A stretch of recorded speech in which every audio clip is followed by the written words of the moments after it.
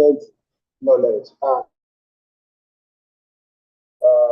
myself, even the Mr. Tite, our lead, we are still in the classroom learning and also engaging with new knowledge, because the knowledge never stops with your period. The knowledge never stops with your period. So we are always in class. And the good thing is that you guys have joined us at this very important time, which is good. So what this means is that you will just join us to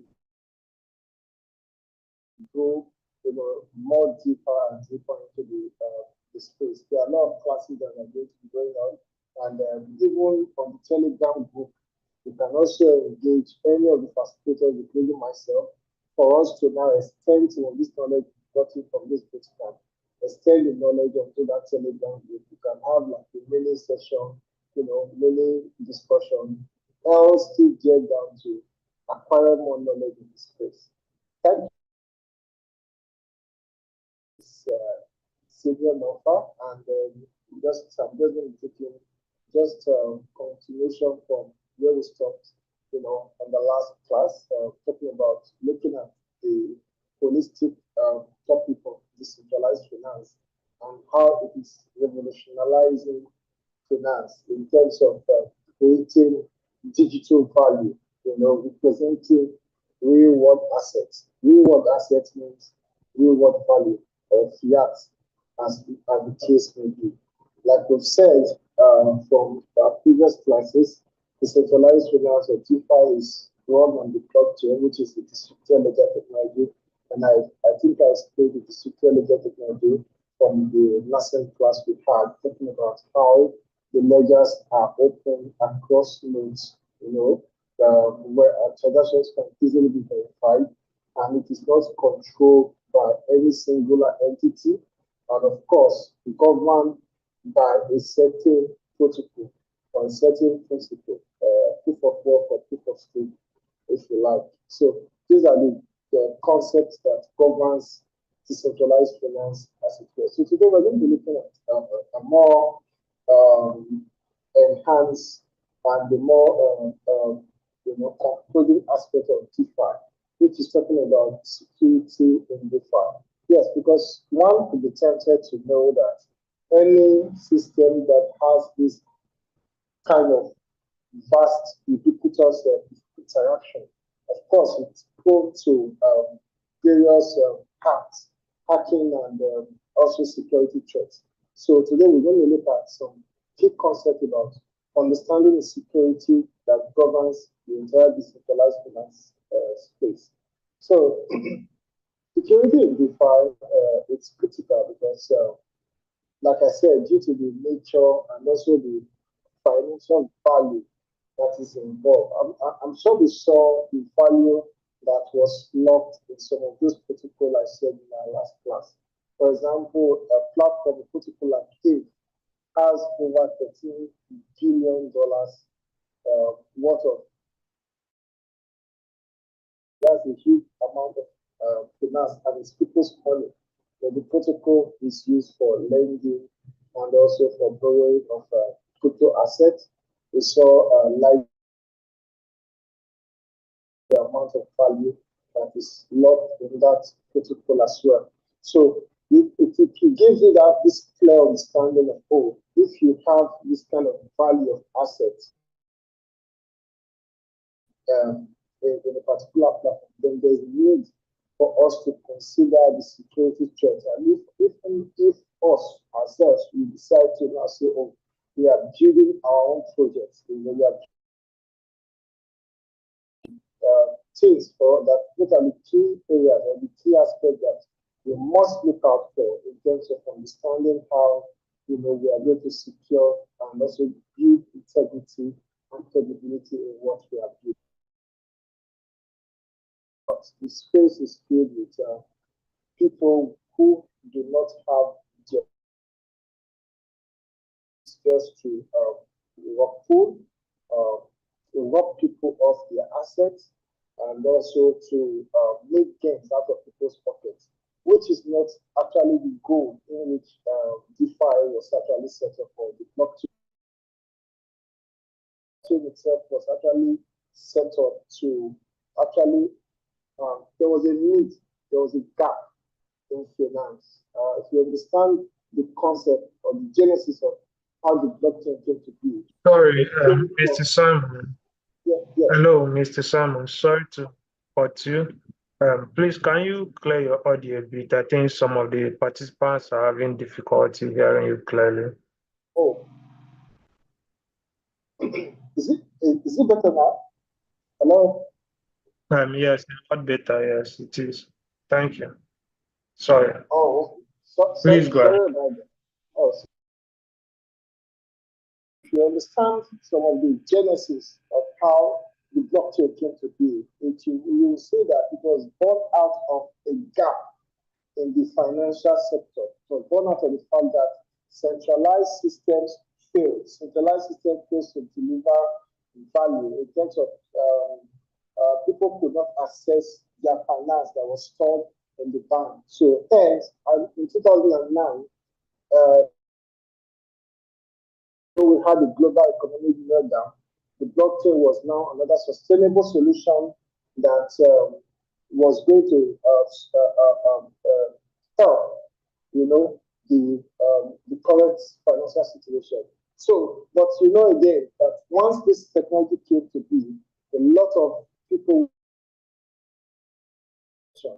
came about the platform and also see how they can take advantage of the platform to steal from people. So security is very key in terms of how we look at or approach the entire aspect of decentralized finance.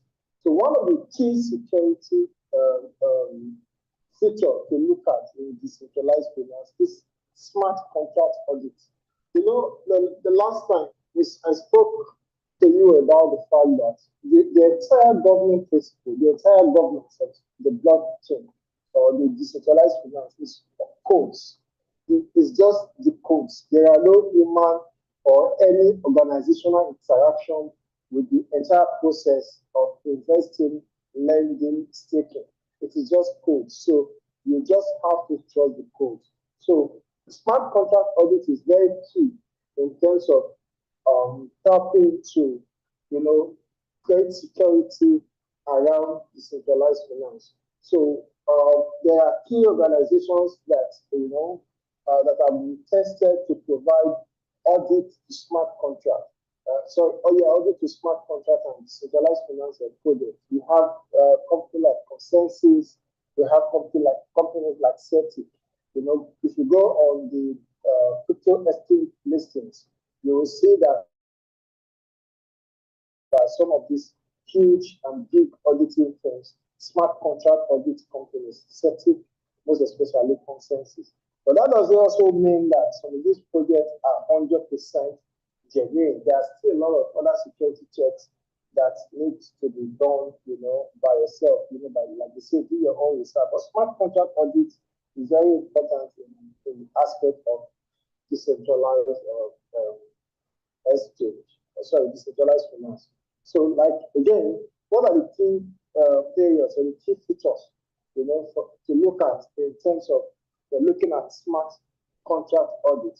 Like I said, just mentioned just now, looking at it from the aspect of well-reputable third-party security firm with experienced blockchain and smart contract audit. These firms have big track record in auditing smart contracts, utilizing various tools, and processes. We have automated tools that can help in identifying vulnerabilities quickly, while we have manual review that ensures deeper understanding of the code and the ability to catch complex issues. Approach, for smart contract audit, automated tools and manual review of codes to also look at this thing. Both aspects of audit helps in strengthening security in terms of in DeFi from the smart contract approach. Now, another key thing to look at is contract. Sometimes when the gas is high, which indicates the inefficiency in the code. When the gas is high, this initiates, it initiates, it states or it can indicate some inefficiency. When the code or the contract is able to optimize the gas usage, it can lead, when the phase of, so optimizing gas usage can lead to the cost savings for users. So optimization of gas usage. In the next slide, we'll look at what gas blockchain and smart contract. So gas actually is the unit of measurement that for computational power required to execute operations or transactions on the network. Now, remember that we said from our definitions, even from the very get-go of this bootcamp, we said that the blockchain is actually runs on nodes. These nodes are actually both software and hardware infrastructure that is enabled to maintain, the network. Now, this computational work to maintain the network being Ethereum network, Solana, the Polygon market, the Binance market. This this computational work, that is required to maintain that particular network is referred to as gas. And sometimes the gas is also related to transactions and even transaction fees, as we are going to see in the course of this lecture. So gas, for example, I think the Ethereum blockchain primarily introduced the gas concept into the entire decentralized distributed space. So associated with Ethereum and other platforms that use the similar mechanism to secure and process transactions. Now, for example, let me just share with us some screens. I'm going to share do this.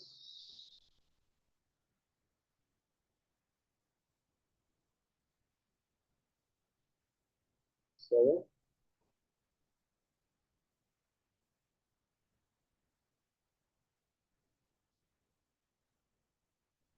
Okay. Let me share with us in this screen.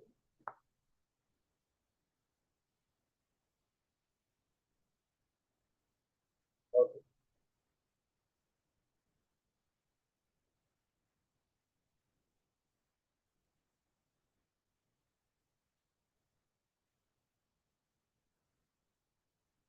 For example, this is a token that I just, developed just for the purpose of this class. Developed it using cause solidity language and on the Redis IDE platform on Ethereum.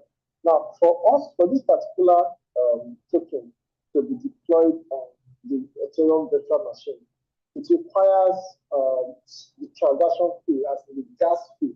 Now, remember, this blockchain nodes are utilizing their resource. So for you to be able to get this node to be able to get those rewards to keep the nodes from continuing working, sustainability in that sense, you need to be able to provide a certain transaction fee. That is when, until that transaction, the condition for that transaction fee is met, or gas limit or whatever is met, your code or your project may not be deployed onto the network. And it is measured in GUI. GUI is a sub-unit for it. You have it, you have GUI, just the way you have Bitcoin and Satoshi. So this particular project, see, just a very small, an ERC20 token, then Cilion, the maximum supply being 1 million, the decimal places, just 6 decimal places, and all that, the conditions are met. So for you to be able to deploy it onto the AVM network, it requires gas. Now let's see a no-code environment, a very user interface, do-it-yourself interface like GraphLink. And I think I opened one just now. GraphLink.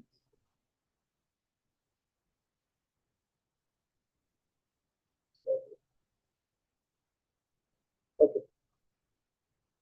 Token 2. This is a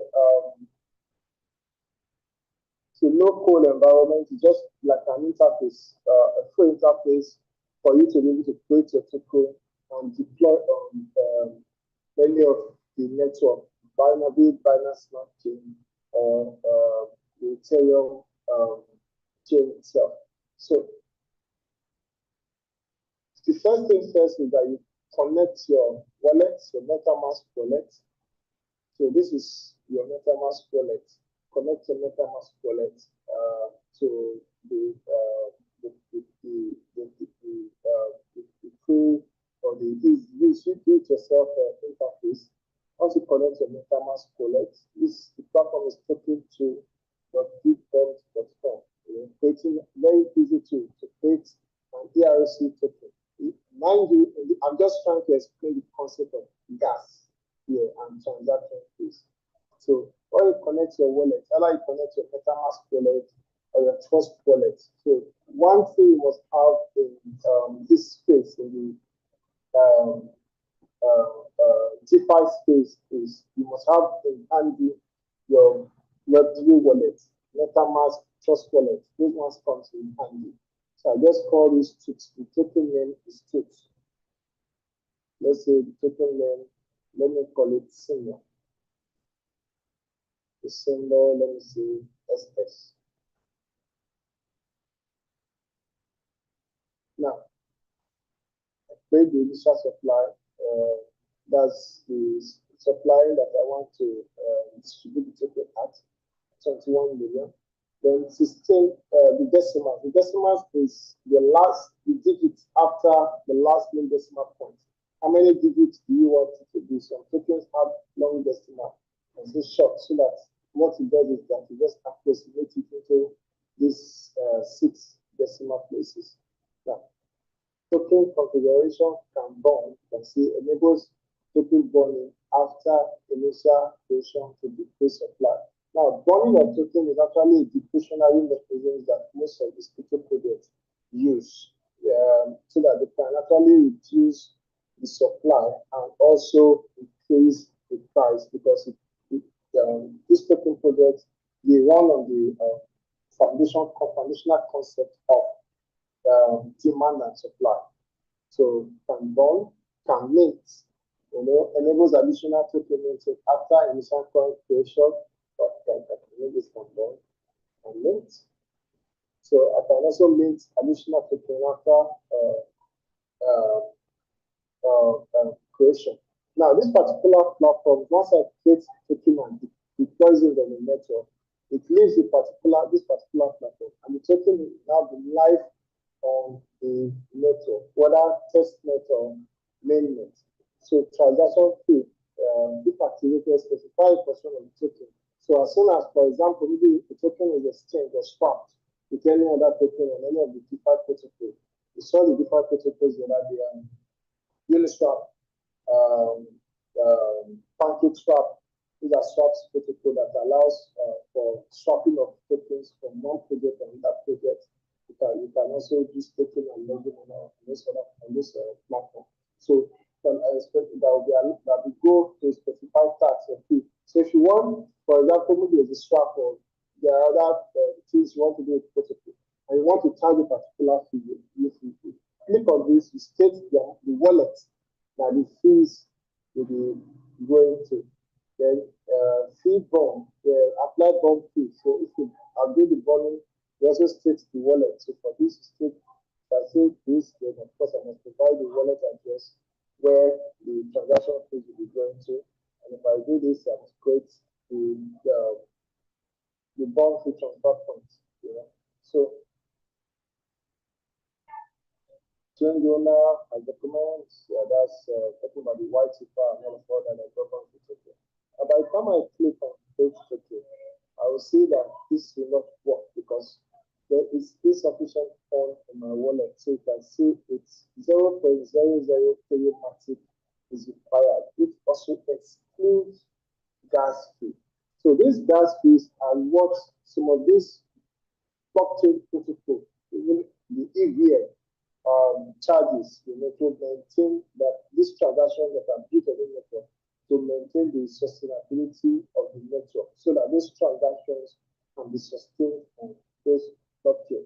However, there are also high concerns of, initially there used to be high concerns of the high cost of gas fee of transaction fee from the Ethereum blockchain, that's EVM blockchain. But in recent times, the Ethereum have been working very assiduously to make sure that the gas fees and transaction fees are reduced, so that they can accommodate more projects that are building upon.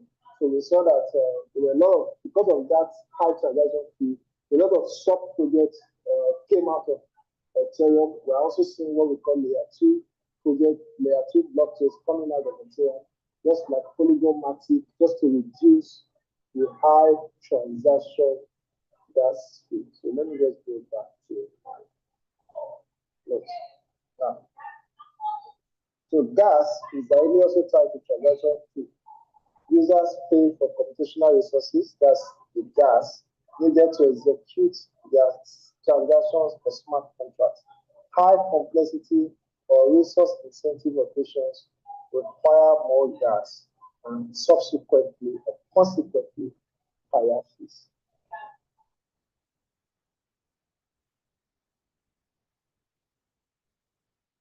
Now, another aspect of the DeFi security that we also consider is the secured oracles. Now, oracles is actually a very important concept in the aspect of blockchain and DeFi development. Oracles are like infrastructure, whether it's hardware or software infrastructure, that enables your smart contract to interact with real-world applications. Enables your smart contract to interact with real-world applications. For example, some of these real-world applications include maybe live feeds or APIs from the stock exchange or the stock market. Maybe you are building a decentralized finance around. So you need that API that connects your smart contract to the stock exchange. That is an oracle. Or maybe you are connected to live banking transactions. Now, going deeper into this particular course, we are going to see some new development, from coming from banks. Like some of us have already seen what is happening now with the Nigerian banks coming together to launch stable tokens and pegging it to the naira for one.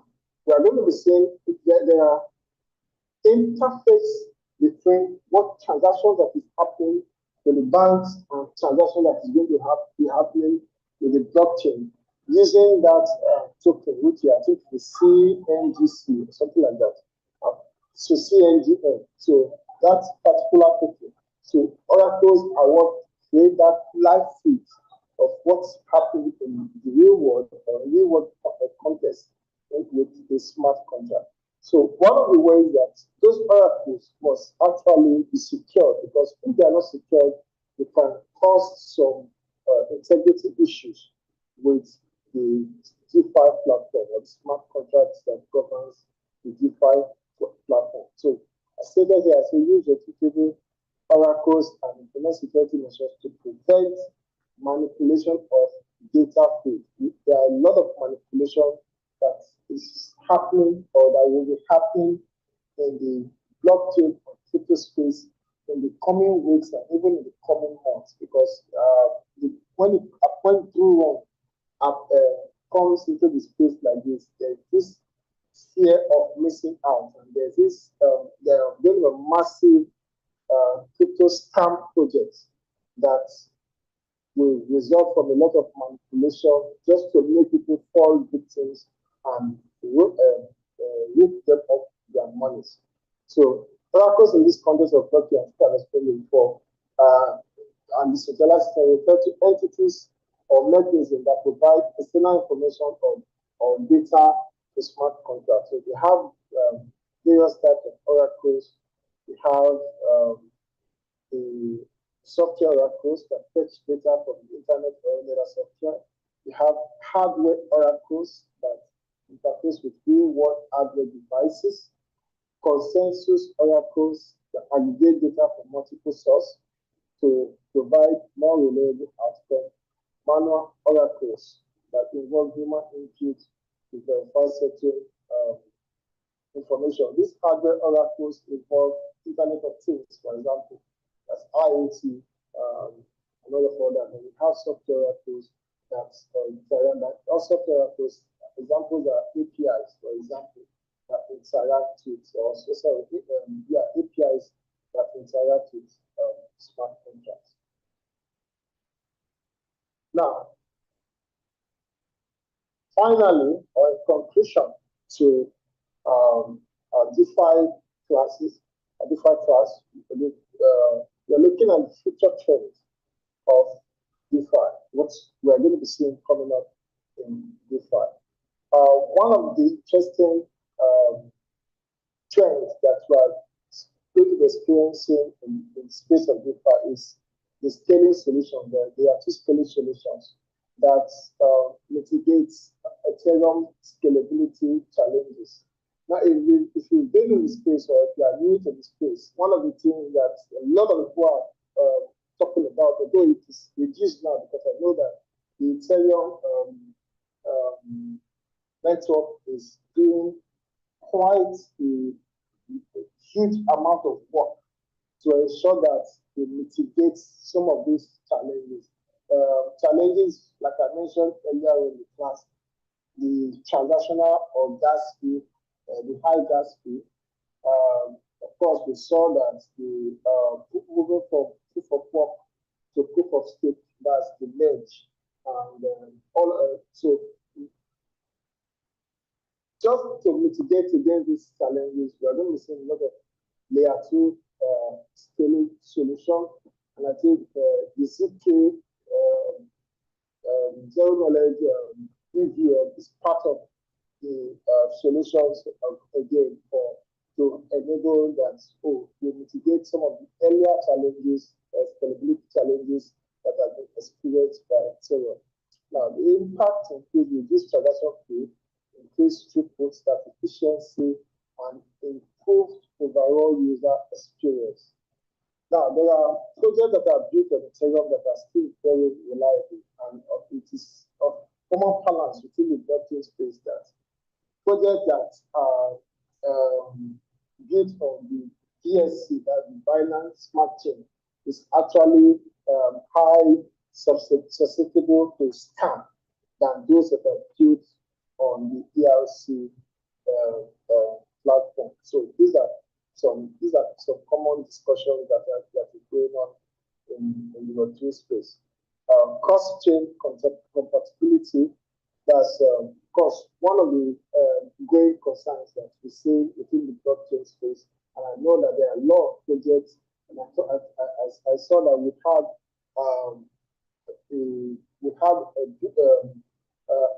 a seminar last month or so talking about the graph, to come and address some of these interoperability challenges of cross-chain compatibility, where we see blockchain operating in silos. Now, this particular blockchain cannot directly communicate with this particular blockchain, saying that ERC Ethereum cannot communicate with Binance Smart Chain. Binance Smart Chain cannot communicate with Solana blockchain. Solana blockchain cannot communicate with Cardano. Cardano cannot communicate with Avalanche. Avalanche cannot communicate with Polkadot. So one of the growing trends, or the future trend, is that we're going to see a lot of projects coming up, that can address some of this cross-chain compatibility.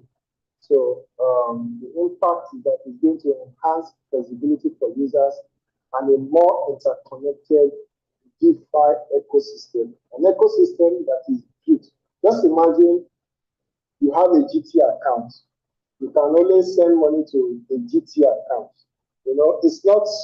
It doesn't make the system more efficient. You won't enjoy the using of that particular account. So it's when you can be able to send money to somebody in UPA or any bank, that you can interact with somebody even in fintechs like PayPay and Kuda, then of course you will enjoy the overall benefit of using a mobile or a digital bank.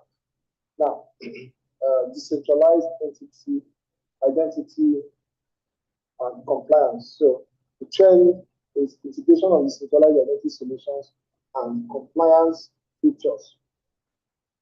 Impact is that it improves regulatory compliance, increase institutional participation, and reduce regulatory uncertainty. One of the major challenges of blockchain adoption, in the general world or the general field is that there are regulatory issues. The regulatory players do not know how to fully interact with some of these things because, well, of course, the major fear is being that it is anonymous, it is trustless, it doesn't have control. And anywhere that there is lack of control, the regulatory bodies tend to be skeptical in terms of growing adoption. So what this will do is that if you are able to have decentralized identity solutions that can create compliance features amongst all the cost platforms, whether from the regulatory part of finance or the blockchain itself, or even from the users, that's the user that interact with all this, then of course there will be a wide growing adoption of blockchain in various aspects of our space. So I think basically the class today is just short, just talking about just to round up what we have been saying so far on DeFi and also to just to wrap up talking about just to mention about security challenges and the general terms of how we understand these key concepts surrounding the blockchain. So basically, just for us, the next remaining part is just to take questions and then we'll do the graduation ceremony proper. So thank you very much, guys. So I think the next part is just for us to interact. Let me hear your feedback. Let me hear from you what you have learned so far. Any questions that you want to table before us to answer, and I think will be good for the day. Yeah, thank you very much, our facilitator, Mr. Simeon. And of course, this is the time to ask questions. If you have any question, please do raise your hand and you'll be called upon to ask your question.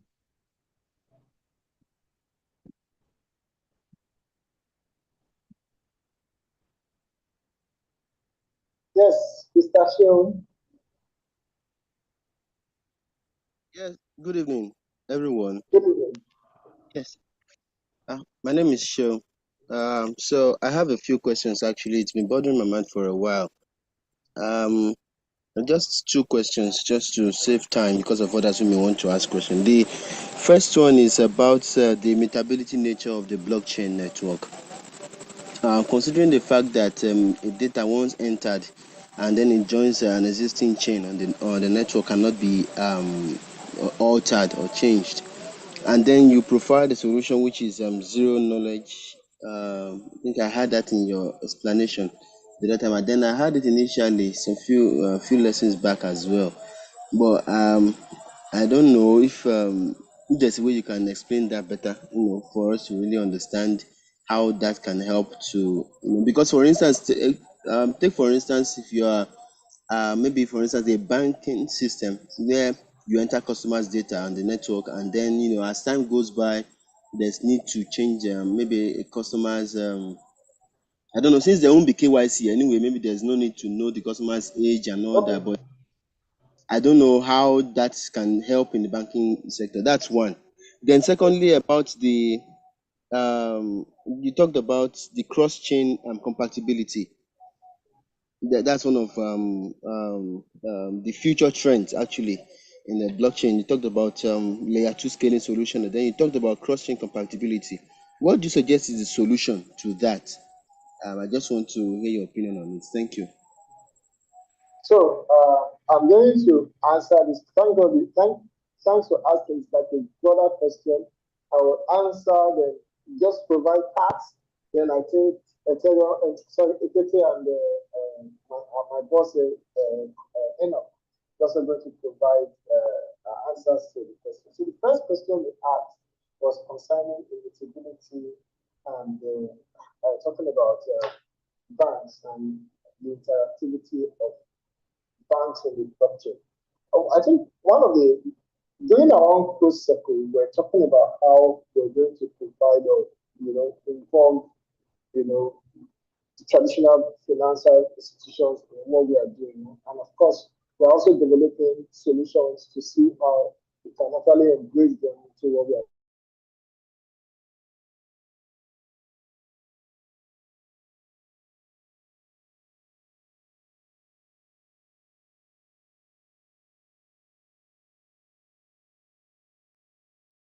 Hello, Mr. Simeon. Can you hear us?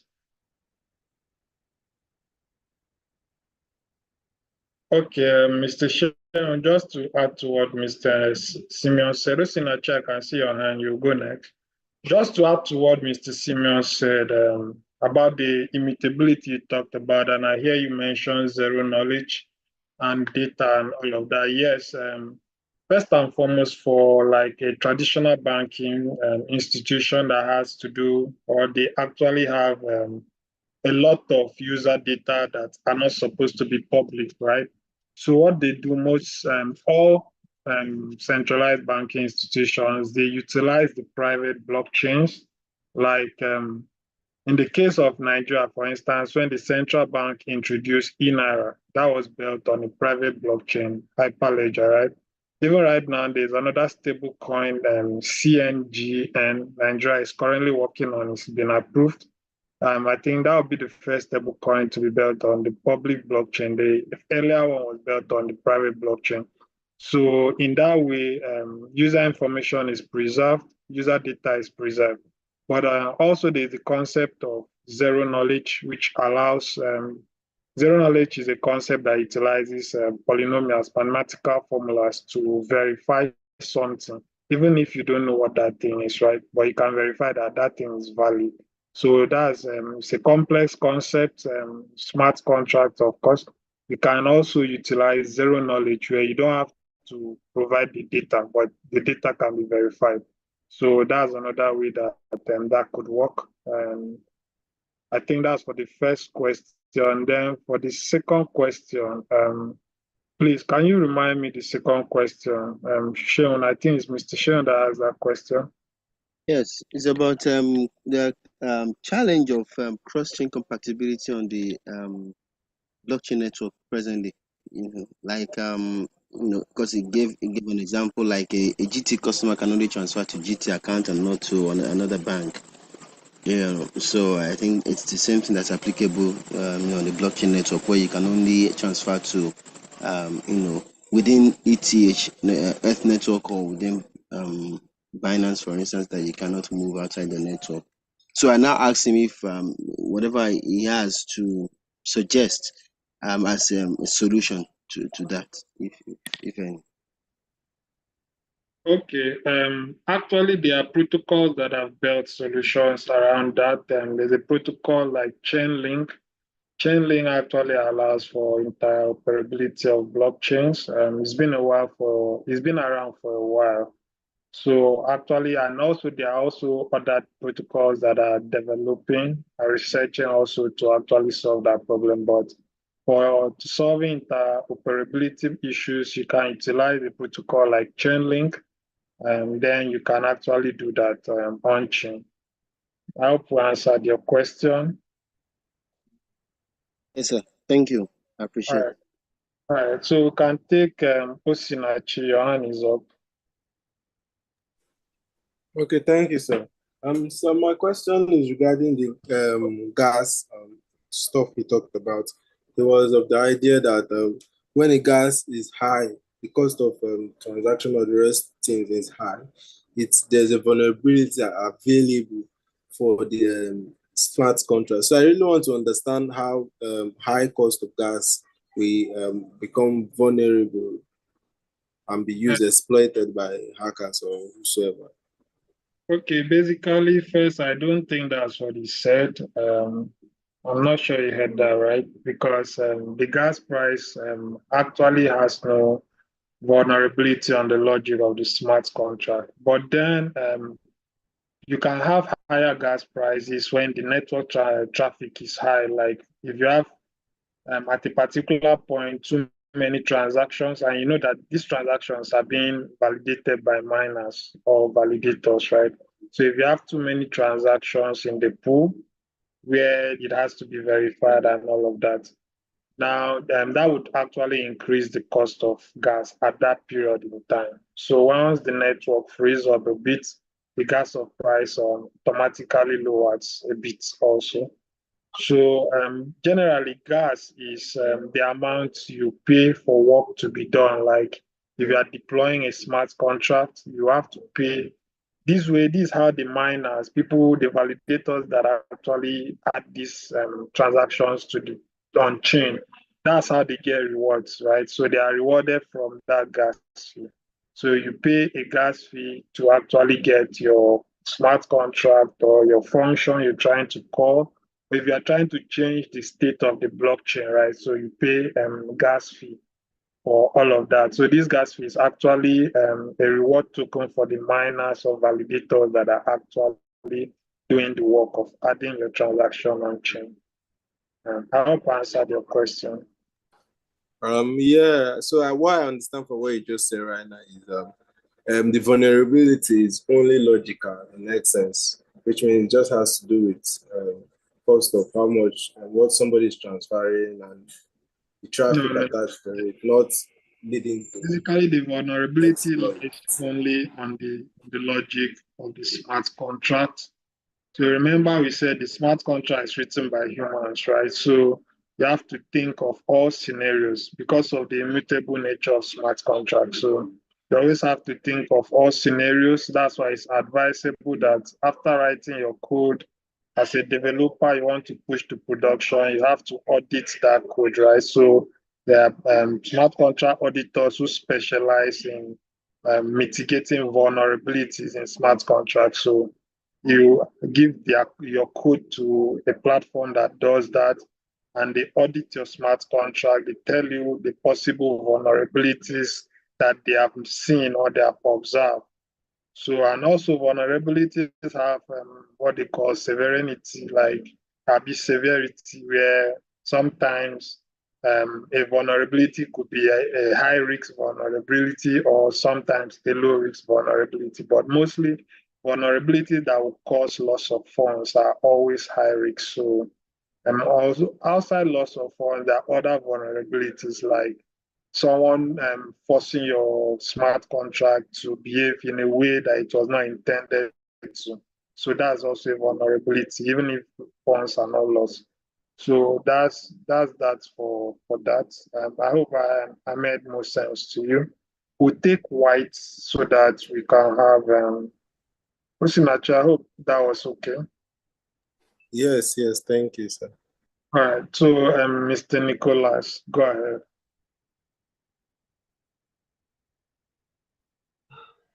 Okay, good evening, sir.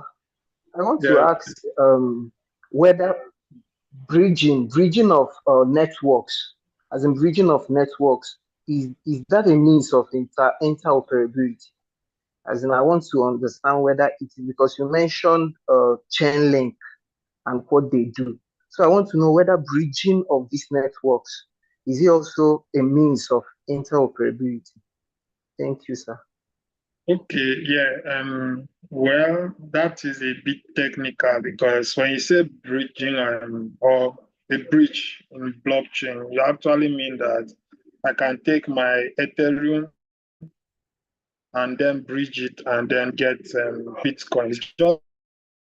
It's more like a swap, right? But yeah, in this case, there are liquidity pools already. So you just um, when you're bridging, you're taking one token and you're getting another token for that value of that token. So you can actually, if you are on another protocol, you can make a transaction on another protocol. For instance, I have Bitcoin, but I go to a platform like Chainlink and they only use Link there, maybe for transaction. So instead of me going to swap my Bitcoin before going to Chainlink to do all of that, I can easily bridge it and then whatsoever value of chain link I'm supposed to pay, I can pay for it in Bitcoin. But generally, what happens is the protocol takes that your phone and then makes the payment or sends the other phone or the other token on your behalf. That's just kind of the same equivalent in price, of course. So bridging is yeah, it helps to for interoperability between protocols, but then you cannot, for instance, you cannot take an NFT on Ethereum and bridge it and on Solana. It's not possible, but you can get an ERC20 token, bridge it, and then do whatsoever you want to do. So I think it solves to an extent the problem of interoperability because you can actually carry out transactions, but that's just the limit of it. I hope I answered your question.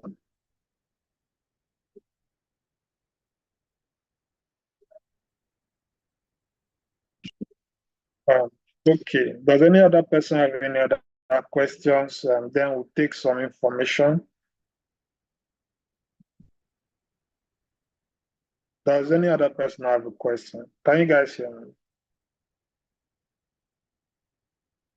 None from me.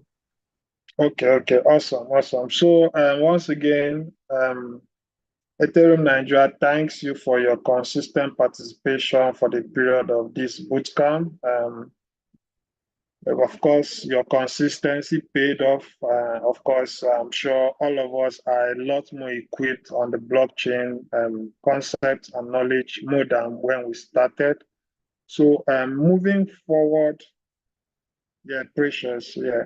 So moving forward, first and foremost, congratulations, and then your certificates, of course, like we mentioned at the beginning of the bootcamp, that you would be certified, but then you have to meet a certain criteria to be certified. You have to have 70% of attendance. You have to score a particular, above a particular mark. So for people that have not been submitting their assignments, that would be a big setback for you. Because if you have not been doing your assignments, you are not eligible to receive certification. If you've not been attending classes, you are not eligible to receive certification. So, but for the rest that saw it through, of course, participated actively, um, your certificates will be ready, of course. But before then, you would all have to do a group project, right? Why we say group, we want you guys to actually work together, share knowledge together, and then carry out this project as a group. The group would be, we're going to share the list of how we've broken up the group with you shortly after now. So do well to reach out to your team members, or if there's a name on your group and you don't know how to reach out to that person, you can always reach out to any of the mentors on Telegram, and we will do well to link you guys up. But apart from that, also the project, of course, would be a very unique one because, of course, we are happy that you guys are boarded into the system. So, as participants of this bootcamp, you guys are very special. So of course, we provided something very special for you guys, an opportunity to showcase your work. So basically, the project would be to actually make a post Of course, you have to gather resources, get the knowledge. Then your group would be required to make a Medium post. And of course, as members of this bootcamp, you have special privileges. You'll be added to the Medium Ethereum Nigeria's authors, so you can publish your posts, your writing, your research. But basically, we would not publish any research that doesn't make sense. So if you guys don't come up with something very good, your work might not be published. So it has to be good, it has to be concise, right?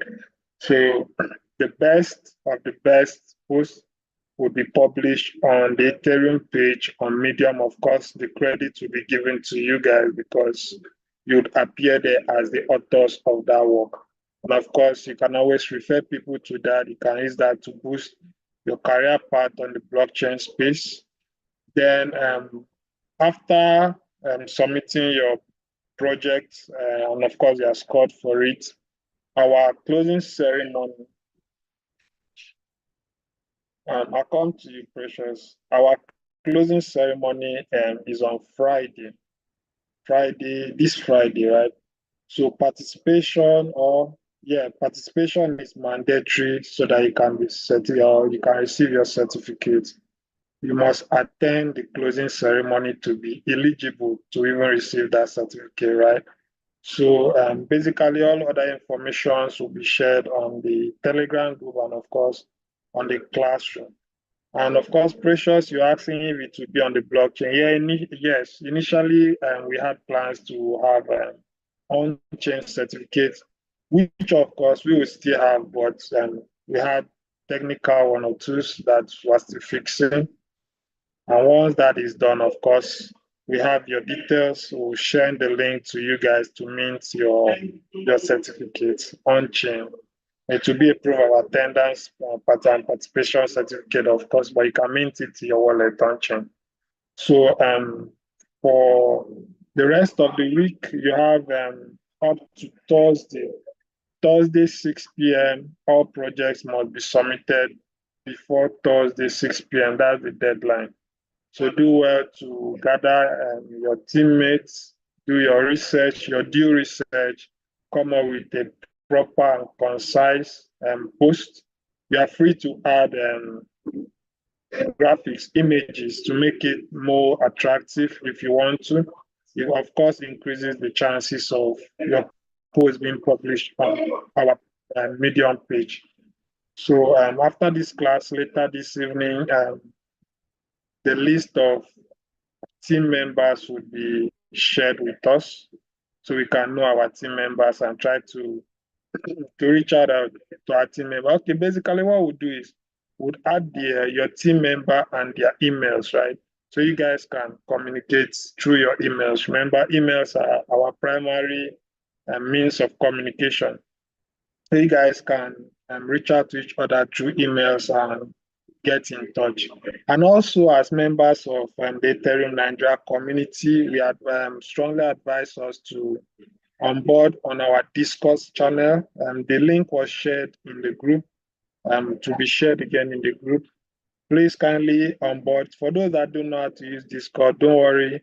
Just download the Discord app on your phone, sign up, and use the link to join. And then, of course, we'll have a session where we'll tell you guys or teach those that are not familiar with Discord how to use Discord. So we are actually onboarding onto the Discord space. And of course, it's much larger there. So we advise every one of us to join the Discord channel. And before I go, does anyone have any other question?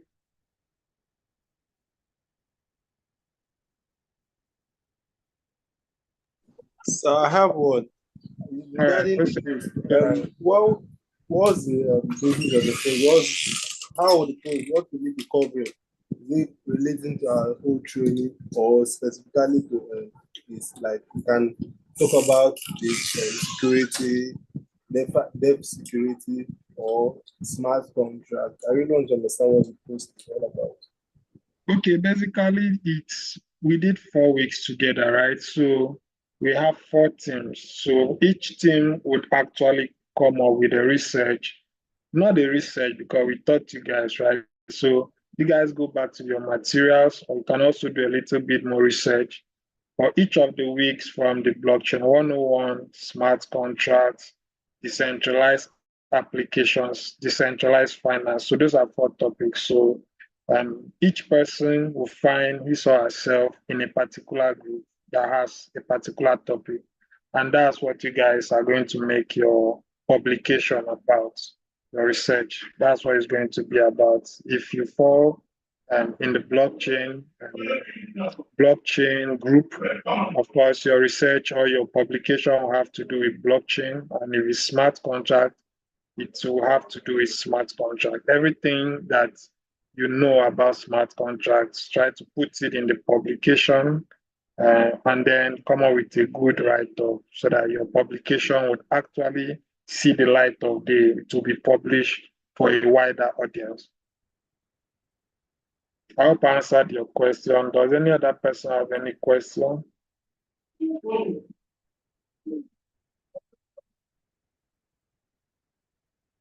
Okay, Mbom, I just answered that question. And don't worry,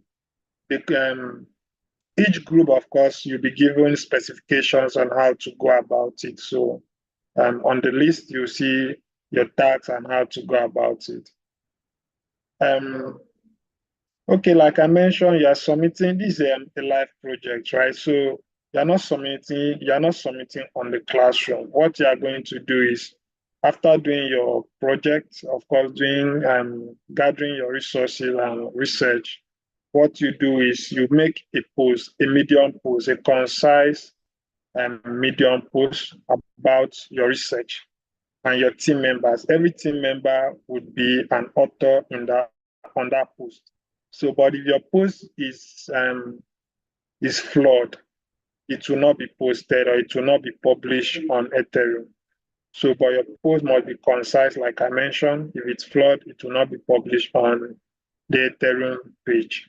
So you make a post of your research, and then of course we have your emails. After pairing you in groups, you need to sign up first for a Medium account for those that don't have, so that once you sign up, we can add you as authors.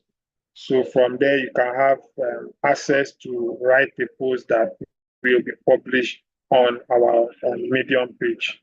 So I don't know if I've answered all your questions. I wanted to give the floor to our lead, of course. That's the Medium link. He just dropped the link on the group. So do well to follow us also on Medium so that we can also have access to you and add you as authors. So, sir, you have a word or two. Hello, everyone. It's been back to back of insightful learning. Just thanks for the team working behind tremendously for the success of this event. So I just also want to thank you guys for making it happen. So it's one thing for us putting out results, it's another thing for you guys to key into what we're doing. So you guys rocks, man. So don't be far. You're already part of the community as already hinted you guys. So just see where you can plug in yourself, because in the blockchain space, we all grow as a community.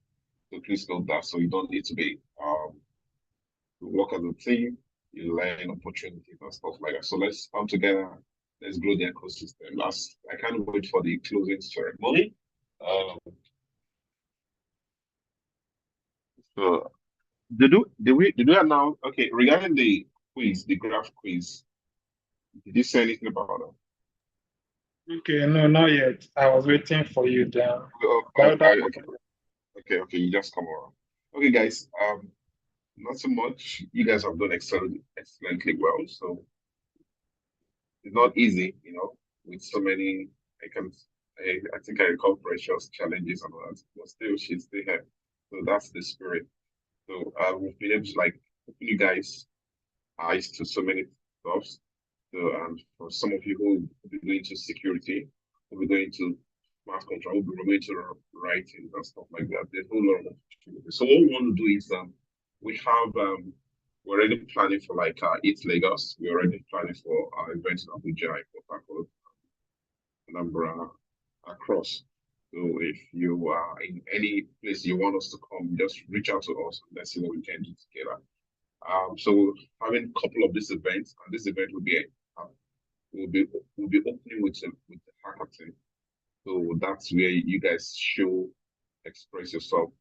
So I just want you guys to plug into all these opportunities as hinted earlier. Just be on the close, you'll be seeing I will be unveiling, as we're discussing with sponsors, partners, and stuff like that.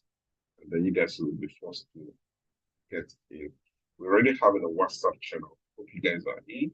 We're already having a Discord. I hope you guys are in. And Telegram, you guys are in. So just try to make much as possible to get into this stuff and also create a space for yourself. So you're growing, you're also mentoring. Just try to.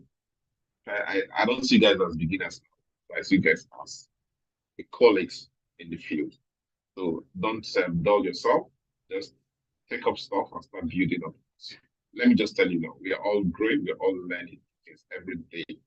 So if you see on the Twitter, we kind of retweet what Vitalik shared about the roadmap of this 2024. So it's going to be great. I want you guys to key. So we want to see as much as possible that you guys are involved in some of our initiatives, and not only in our initiatives, some of the opportunities across. Like there's this fellowship Ethereum is doing. I don't know if you guys kidding. We shared the opportunities in one of the group. I can't remember, maybe the opportunities channel on Telegram. But as you see all this thing, just please key in, ask questions, and let's grow together. The hackathon also, don't be scared when it comes in.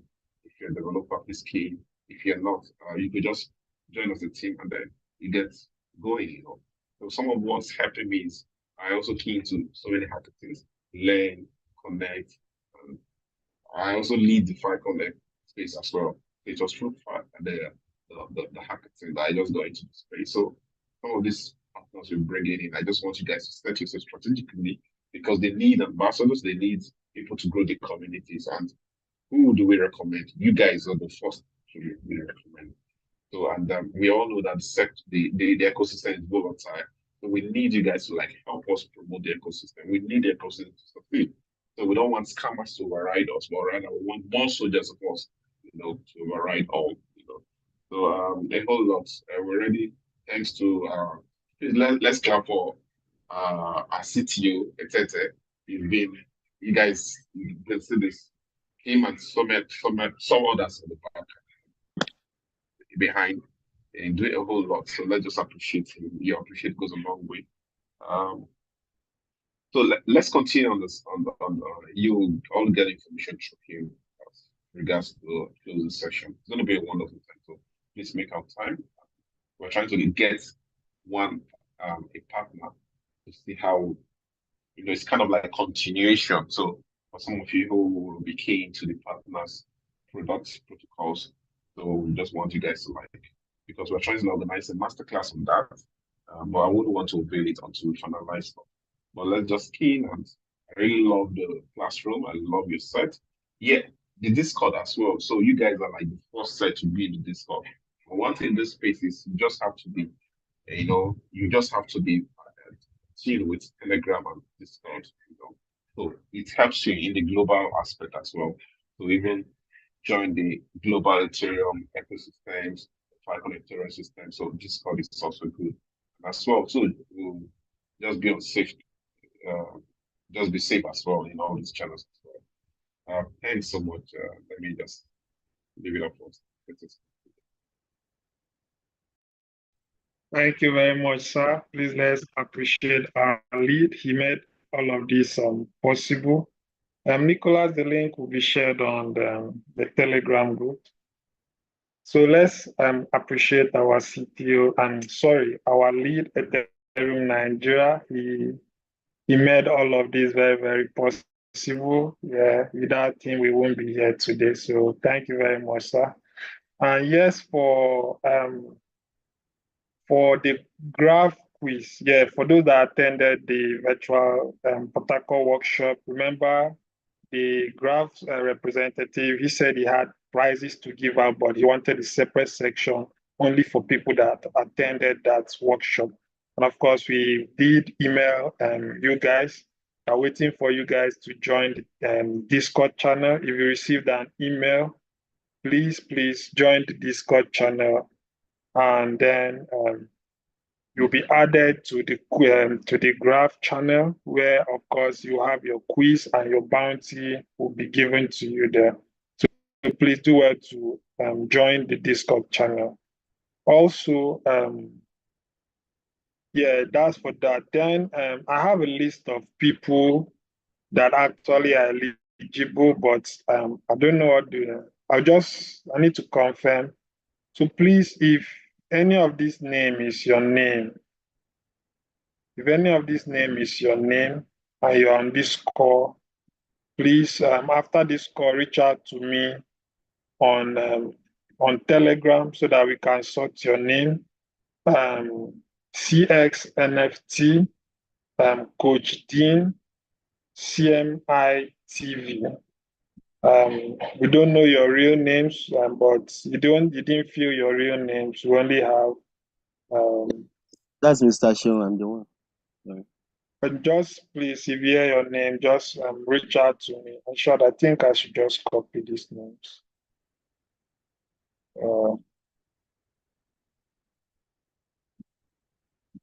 Also, there's one other person, Oyinda Ade. Please, Oyinda Ade, also you are part of those names I just mentioned. Let me paste them. Yes, please, like I said,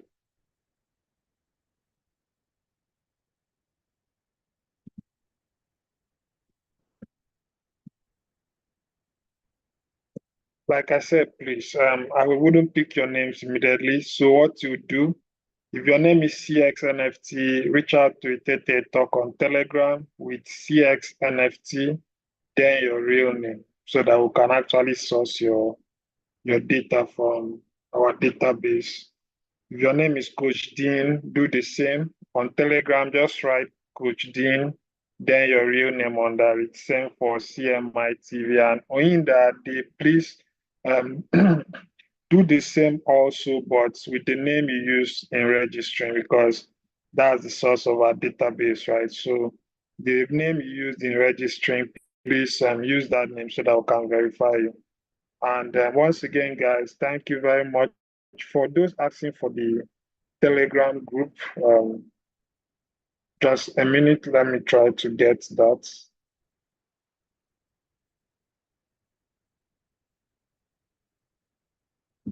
I'm sorry, for the Discord group.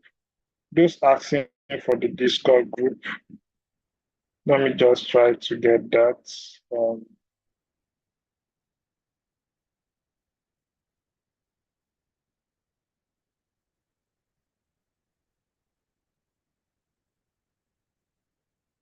Okay, so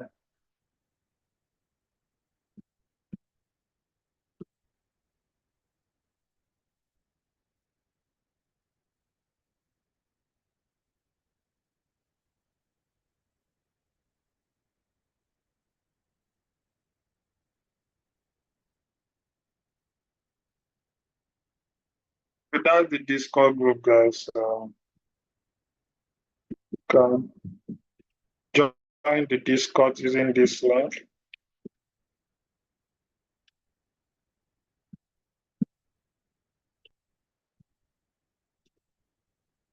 All right, so I hope you've all gotten the Discord link.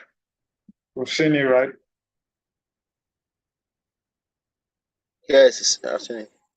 Okay, all right. So in the absence of any other question, congratulations once again. Olajumuke, I just shared the Discord link. Congratulations to all our graduates. If you've not done your assignment, we'll just be generous. We'll give you till the end of submission of the project, which is Thursday, 6 p.m. You need to update your assignments in the classroom. Of course, if you don't also do that, then we can't certify you, right? So For those that have done those tasks, congratulations. And see you guys soon. If you have any questions, of course, always ask on the Telegram.